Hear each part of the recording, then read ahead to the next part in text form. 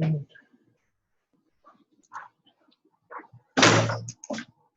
morning. Can you guys hear me? Oh, think I'm on. Should be. Looks good. Hi there. So I'm going to go ahead and get started, although I'd love it if I can tell that you guys can hear me. If any of you can unmute and say hello.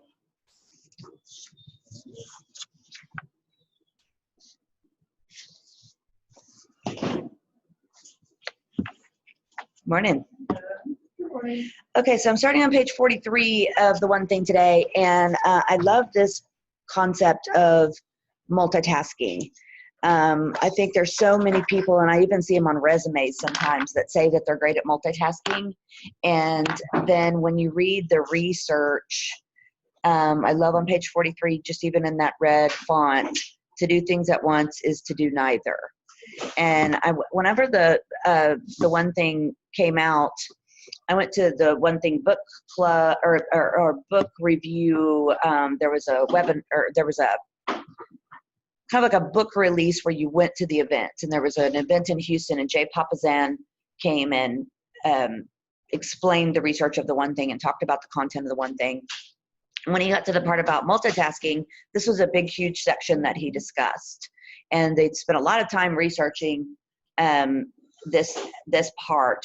And what they said, what Jay said that kind of stuck with me was you could do two things at once as long as one of the two is not important. So the way Jay described it is, say you were watching television and you were folding laundry. Well, the folding laundry task does not take a big chunk of your brain and concentration. So you could probably sort your socks and kind of watch the television, but let's just say something on the television caught your attention and it was important, or it was a part of the show that you really wanted to see. You would actually stop folding your socks. Are you there, Melinda? People. You would stop folding your socks during that time to watch that television, or you would maybe even rewind it to watch it again. So the point is, you actually you cannot really listen to something and concentrate at the same time. Even if you're a visual learner and not an audio learner, the research showed that if you're truly multitasking, you cannot do it effectively. No one can. So like my boyfriend as an engineer thinks that he can, and it's proven in here not. So on page 44, he says multitasking is a lie. In the red, multitasking is merely the opportunity to screw up more than one thing at a time. Okay. Somebody there with me? It's me. Is that Earl? Yeah. Anybody else have any feedback on that?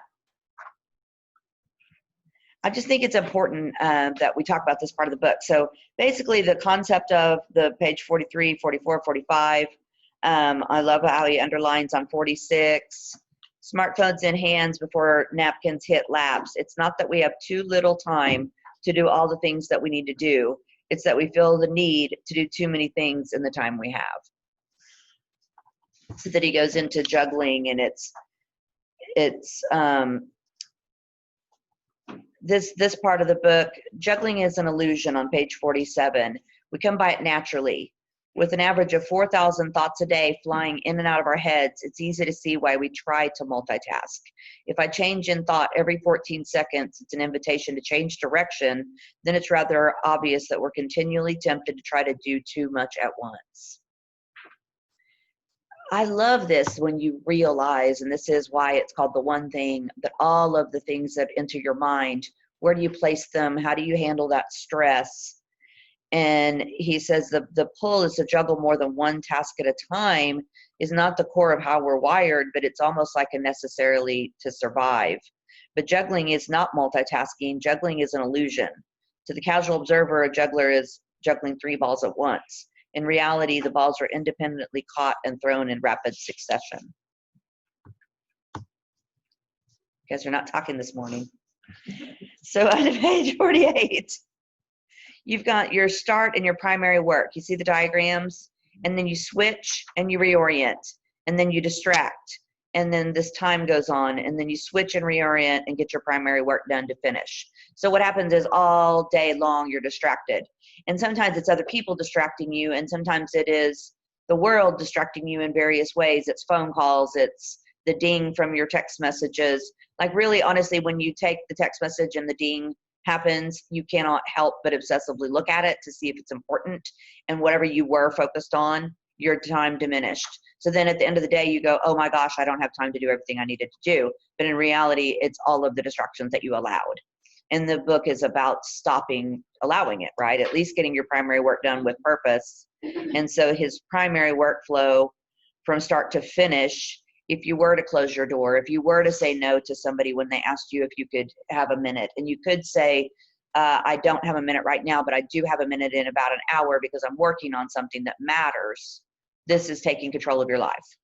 And it just is. And as realtors, what I thought about this is I would want to contact the clients at the beginning of the day, because then when they were going to call me back, say it was about the inspections or the appraisal or the closing or the going the showings, and you've got to make the showing appointment. So I can really wait till noon after I lead generated. This is what I told myself. I needed to do it in the morning so that my day started flowing. And then I would find myself day after day never lead generating and going in these peaks and valleys. So then after this wonderful book, and also still it's a struggle all the time, I said, okay, if I were to do my important work, for example, 9 to 10, and I knew that I needed to contact people for future business, and then I waited, for example, until 10 to set the showing appointments that I needed to set and to answer the appraisal and those things, I found that I still did all of the things that had to happen for my clients that I currently had. I just also had future clients. So it's really, you have to believe that it could wait. Like, let's say I got the appraisal back and it was low. What I found was I needed to tell them immediately and handle it and put that fire out, so to speak. I found that when I did that at 10 or 11 or 12, the same things occurred. I just had talked myself into this reactionary thinking that wasn't true. Business people realize that they can get the work that they need to get done. You know, even if it's like, say, clear your emails or whatever it is, you say, I'm going to do that for 30 minutes, and then I'm going to answer all of these other things. So like in bold, they say the work expands the time allowed. It's very true, and it's proven. This is science in this book, guys. It's not like an idea. So on page 48 at the bottom, where task switching exacts a cost that few even realize they're paying. So the brain channels, what's happening, we're doing two things at once. So this is just basically, even if you're just listening to something on the computer, say you wanted to listen in on the live stream last week, and you're also doing some task that maybe you do all the time and it's not that big of a deal, you're actually not going to be as effective as if you turned that thing off and listened to it later. It's just science. So he says on page 49, many think the body is functioning without their conscious direction when they're multitasking. It's true. A lot of our physical actions, like breathing, being directed from a different part of our brain, is where focus comes from. So this is what I'm saying, that you could fold laundry at the same time as you could watch TV. It's using two different parts of your brain. You're just not going to do very effective work on either. It's not going to be the best folding job you've ever done if you're actually watching the television, as opposed to nothing else besides that you're focusing on. So on page 50, on number 1, there's just so much brain capacity at any one time. Divide it up as much as you want, but you'll pay a price in time and effectiveness. The more time you spend switch to another task, the less likely you're able to get back to your original task. This is how loose ends pile up. Bounce between one activity and another, and you lose time as your brain reorients to the new task. Those milliseconds add up. Researchers estimate we lose 28% of an average workday to multitasking ineffectiveness. In the engineer world, because I know it because my boyfriend's in it, they talk about this quite a bit, where they used to give awards for multitasking. Now they realize that it costs so much of the workforce that they've stopped.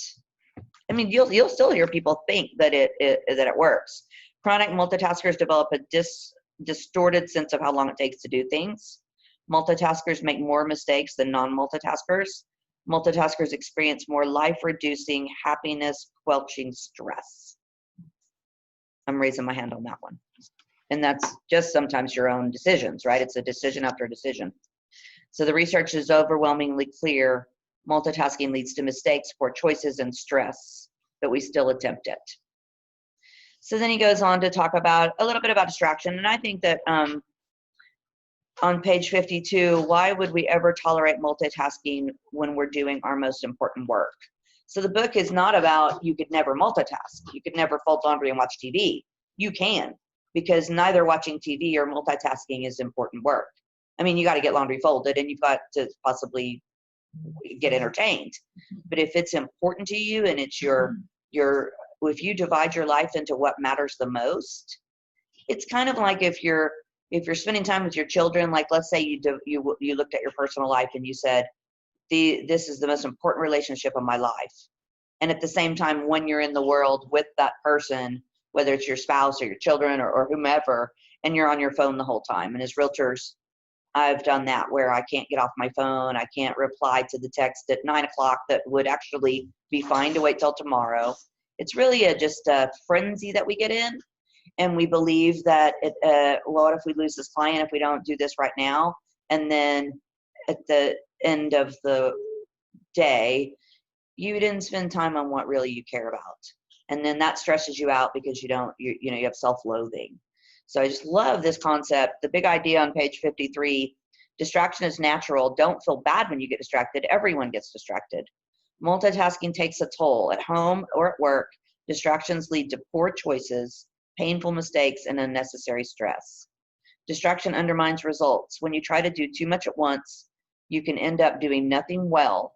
Figure out what matters most in the moment and give it your undivided attention.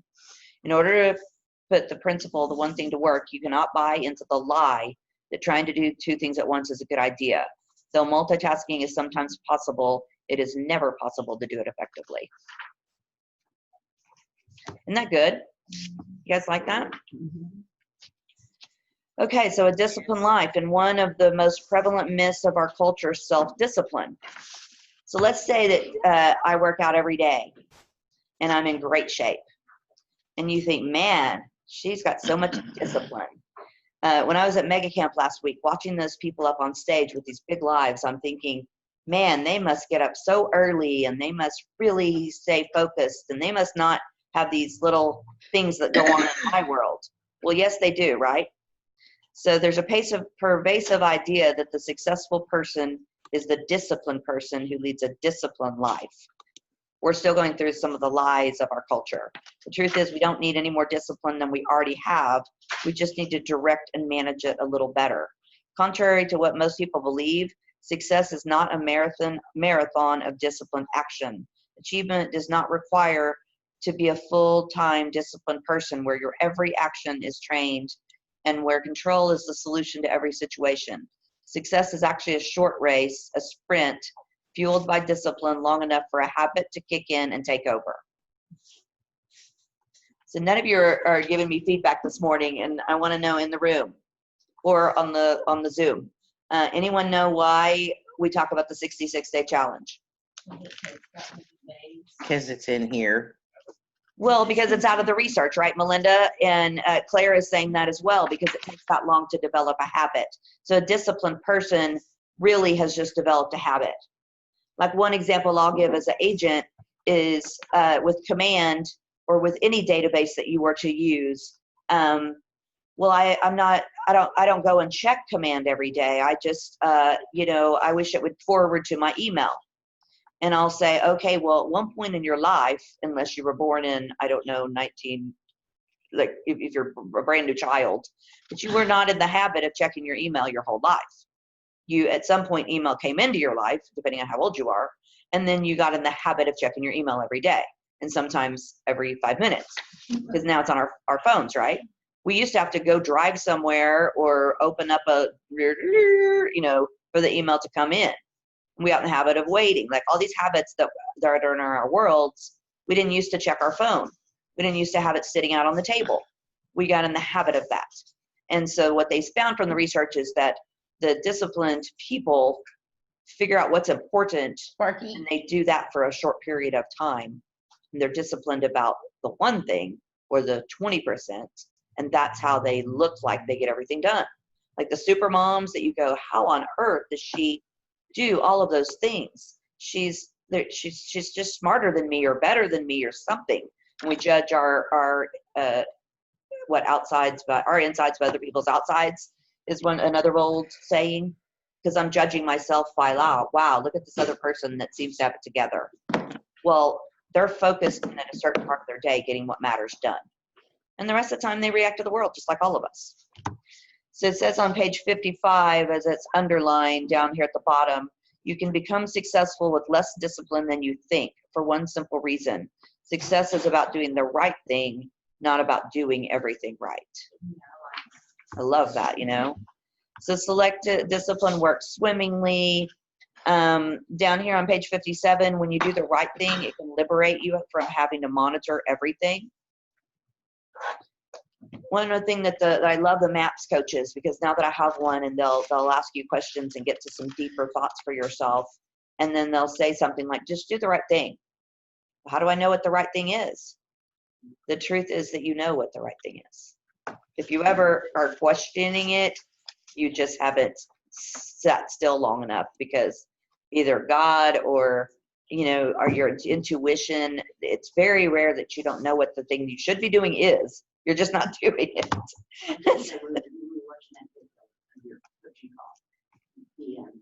Mary's talking. Talk a little louder. Like we were talking yesterday when we were watching the video with you. Mm-hmm. I lost my train of thought. I'm sorry. I can't hear her. Yeah, she was just saying we were watching, or we were listening to one of the MAPS coaches yesterday, And you hear those little voices. and he said you hear the voices that tell you can't do it. Spirit speaking to you. I mean, you're doing something wrong, you're going to fall down. If you're doing something wrong, you know it. And if you're doing something right, you know it as well. And when you're doing too much at once so that you're distracted from what matters, or you're stressed out because you've got so much to do, this is what the book is, figuring out what is the one thing that you could do right now. So the 66 days to the sweet spot, that's just basically, as I already said, the habits that you can form. So if you have a 66-day challenge, what would that mean? Well, all it means is that every day for 66 days in a row, you went in and watched a little video and for that example, or for, say you wanted to work out and you wanted to lose weight. If you tracked your calories and you exercised for 66 days in a row, by the 67th day, you're in the habit of doing it. Now it is no longer that I have to remember to brush my teeth. It is a habit that I'm in, right? Because it's a formed habit. And this is the bad habits and good habits. You can break a habit, but not in one day. So on page 59, the results suggest it takes an average of 66 days to acquire the new habit. You ever heard that like it takes 20 days or 21 days or something like that? That's what we always heard. Well, this is where they spent years researching it and found that it was 66. So big idea is don't be a disciplined person. Build one habit at a time. So say I want to lose weight, I want to read a book, I want to lead generate, and I want to watch Google videos every day that are inspiring. And all 4 of those or 5 of those, however many I said, I'm going to do those starting today. Well, your success will be pretty low. You should choose one new thing to do every day if you want to form a habit and do it for 66 days. That's the research. I'm not making it up. Give each habit enough time, he says on page 60. Did you guys read the part about willpower? So this is another concept I love. So multitasking is a lie. Discipline is a lie. And then this goes kind of right in hand with willpower. So they'll do like the research of taking a little kid and putting a cupcake in there in the room with them and saying, no, you can't eat this. If you don't eat this cupcake, you'll get something, right? And then they'll sit there and look at that cupcake and lick that cupcake. And for a long period of time, if the reward is big enough, they won't eat it. But there is some point, if they're in there long enough, that they just can't resist it forever, because this is your willpower. You can walk by Roxanne's chocolate dish. I'm not going to eat chocolate. I'm not going to eat chocolate. I'm not going to eat chocolate. And then at a stressful moment, you just leave. So the reason that this is in the research and in the book is willpower is always on call, is that use your willpower when you have it and realize that it's almost like a resource that gets used up. So he says on page 63, willpower is always on will call is a lie. We'll get into when you're doing your one thing, your most important work, the things that matter to you, do them when you have the most energy and the most resolve, because you'll, like say the new show that you're watching is out that you want to binge watch. Well, I can't watch that until I do my most important work. Eventually you'll go, oh, never mind, I'm going to watch it. You know, you just don't have willpower forever. So you've got to take it when it's there, and use it during those times of day that you find yourself effective. So the torture toddler, you know, that's the study on the short supply of willpower. Page 65, renewable energy. Willpower has limited battery life. Page 66, the more we use our mind, the less minding power we have. You missed one thing I thought. Okay, what are you thinking? That the kids that had more willpower, they tracked them later in life, and they were much more successful than the ones that didn't. So the ones that made the decision To wait. to wait, I'm going to wait. And I'm right? Gonna get the So that instead of the one. self-gratification thing is He tracked them later. and it's another habit, right? Yeah, but he tracked them later, and they were by far more successful than the other ones. Yeah. So that part of the book is very interesting, of all of the little choices that make up our lives, and all of those times that we acquiesce to those voices and do it's the pain and pleasure thing that we talk about in Ninja and in Bold, that the pain of actually getting in there and working on the database, or something that maybe you guys don't think that's painful, but I do. The pain of that, as opposed to later on all that money that I would lose, you know, making that while I have the willpower decision to do what matters, instead of, man, it would feel nice to lay in bed right now, that pleasure, right? So your renewable energy with willpower has limited battery life. The more we use our mind, the less minding power we have. So your brain does not work, you know, 24/7 the same way. He talks here about energy and food, the way your judgments work. On page 69, he's talking about, and I say they, there's more than one author, production favorable decisions. So you start out with your good decision making and your willpower and your resolve, and you're not going to eat the cupcake, and you're going to lead generate, and you're going to wait to answer the emails, and all those things that you say, this matters to me, and I'm going to get my most important work done. And then do you see how it diminishes? Your energy diminishes over, say, an hour or two. Then you take a break. You get some more energy. You go at it again. You take an afternoon break at the end of the day. So he's talking about it. That's my favorite one. And then diminishes. So if you just think, I'm just going to work for 8 hours on this because I didn't do it all week, it's not possible, right, to do it effectively as if you would choose your one thing. Give willpower the time of day. This is where it's basically the time blocking idea. You make doing what matters most a priority when your willpower is at its highest. So let's say you wanted to exercise, and you know you want to exercise, and you're going to get yourself dressed and get your workout clothes on. And then you find a reason, because that voice tells you, oh, you don't have time, do it later. What happens all day long? Your chances of actually doing it diminish, right? And then you feel guilty, and then you go back in that cycle. So what taxes your willpower? Implementing new behaviors. Just even saying, I'm going to do it, and I'm going to change. That takes energy from you to not do it the same way you've always done it. Filtering distractions, resisting that temptation, resisting the temptation over and over and over to do something else takes away from your energy level. So you can't just do that all day. Do your most important work, your one thing, early in the day. It's just the facts, guys. It's just the research. So big ideas. Don't spread your willpower too thin. Monitor your fuel gauge. If you don't eat all day because you're so busy, what happens? Right? You're not going to be as effective. You're not going to have the energy. You're not going to have the resolve. You're not going to get in the new habit. The things that matter to you aren't going to get done. You're going to get self-loathing. Time your task. Do what matters first each day. When your willpower is strongest, maximum strength willpower means maximum success.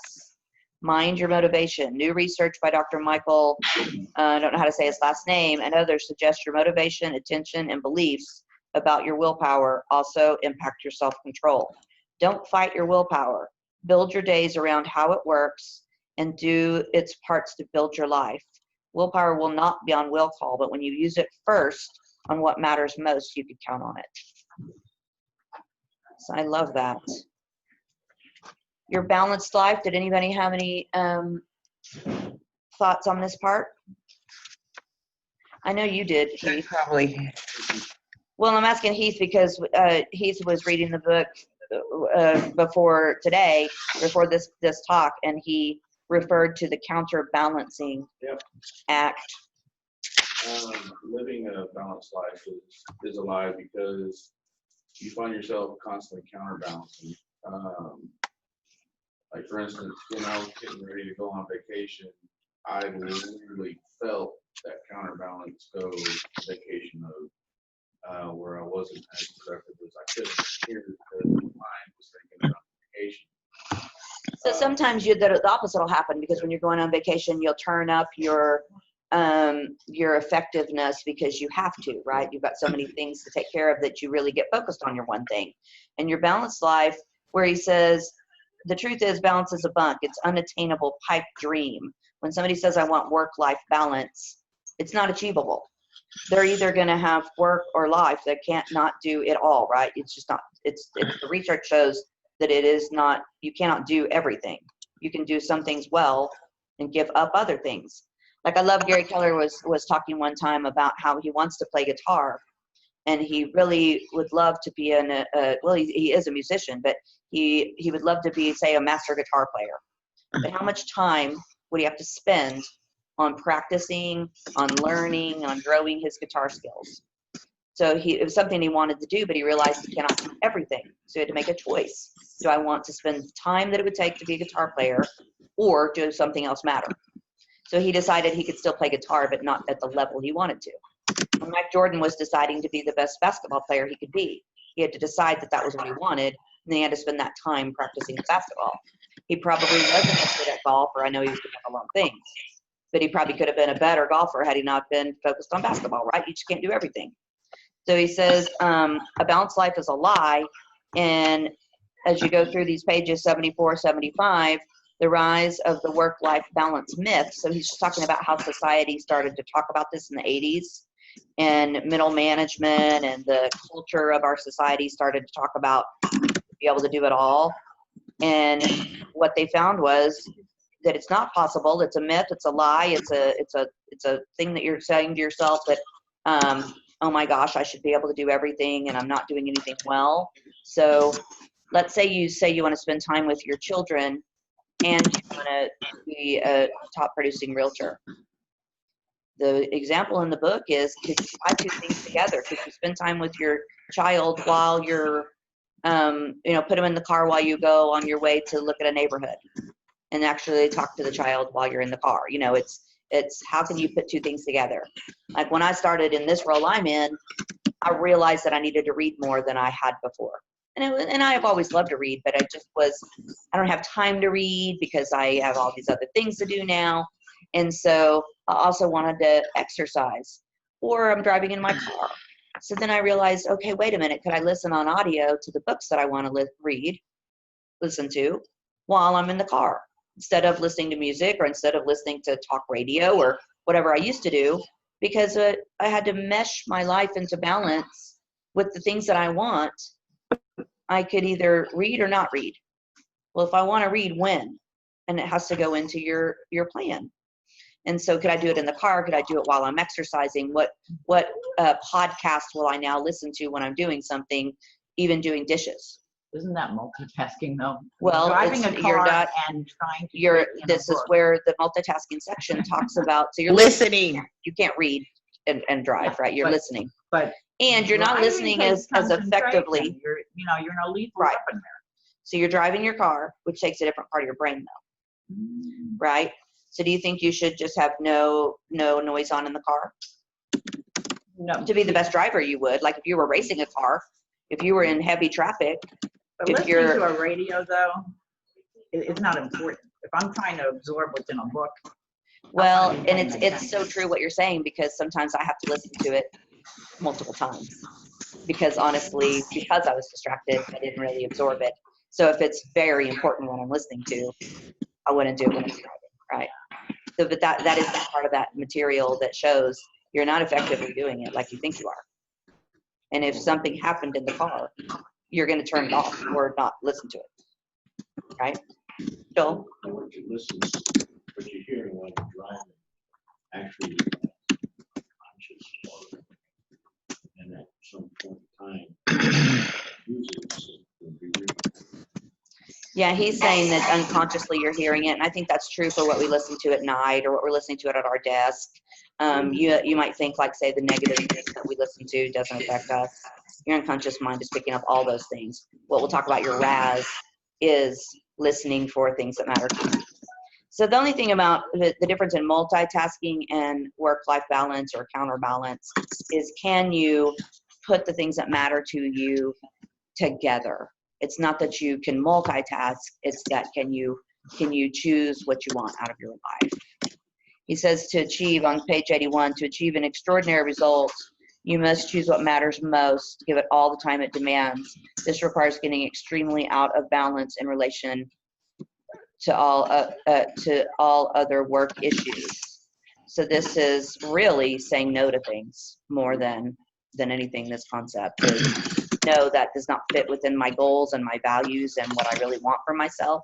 So I cannot say yes to what you just asked me to do, for example, or something like that. When you act on your priority on page 82, you'll automatically go out of balance, giving more time to one thing over another. So on page 83, think about two balancing buckets. Separate your work life and your personal life into two distinct buckets, not to compartmentalize them, just for counterbalancing. Each has its own counterbalancing goals and approaches. So when you think through what matters to you and what your one thing is, and what, as we get in further in the book, we'll talk about the different sections of your world, counterbalance your work bucket. View work as involving a skill or knowledge that must be mastered. This will cause you to give disproportionate time to your one thing and throw the rest of your workday, week, month, and year out of balance. Your work life is divided into two distinct areas, what matters most and everything else. So you have to first figure out what matters most. And it's customer service. There's lots of things on your list, what matters most. This is what's hard about figuring out what the one thing is. And when you start to get in the habit of figuring out what the one thing is, you'll know. You'll do these exercises and you'll know. Counterbalance your personal life bucket. Acknowledge that your life actually has multiple areas.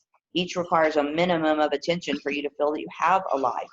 Drop any one of them and you feel the effects. So you can't just work, and you can't just exercise, and you can't just anything, right? There's all kinds of things in your buckets. Start leading a counterbalanced life. Let the right things take precedence when they should, the rest when you can. An extraordinary life is a counterbalancing act. That's that material. Good stuff, right? 9:05. Very good. Have a great morning, everyone. Thank you. Go do your one thing. Which is ninja.